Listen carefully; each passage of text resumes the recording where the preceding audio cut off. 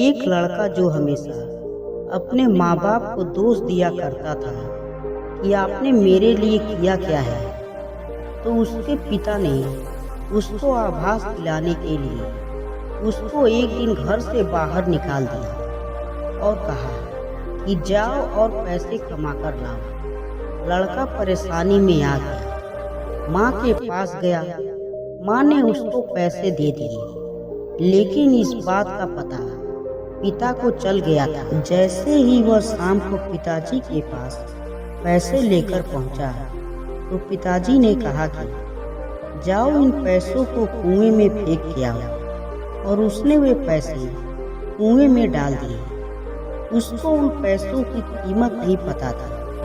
पिता ने वापस ऐसे ही किया, लेकिन इस बार बच्चे के पिता ने उसे बच्चे की माँ को मायके भेज दिया।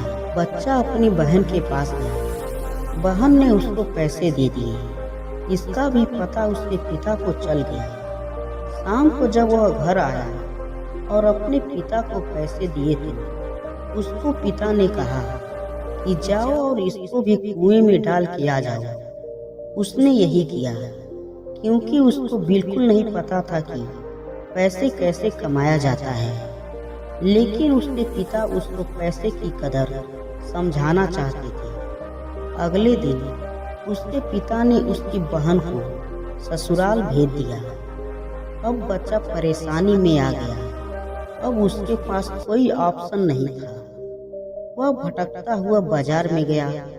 वहाँ उसको एक ट्रक से सामान उतारने का काम मिला। बदले में उसको कुछ पैसे मिले।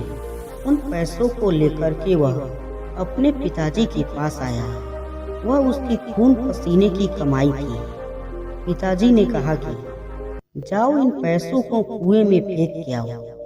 इस बार उसकी ज्वाला भड़क उठी थी और उसको बहुत गुस्सा आया कि यह मेरी खून पसीने की कमाई हुई मेहनत के पैसे हैं। तो उसके पिता ने कहा कि अब आई तुम्हें यह बात समझ में कि पैसे कितने मेहनत से कमाए जाते हैं। जब तुम कहते हो कि आपने मेरे लिए किया क्या है, लेकिन जब तुम खाना खाते हो तो तुम्हें यह नहीं पता कि आज तुम्हें जो 2 वक्त का खाना मिल रहा है, उसके लिए जो पैसे हमने कमाए हैं, उसके लिए भी मेहनत करनी पड़ती है।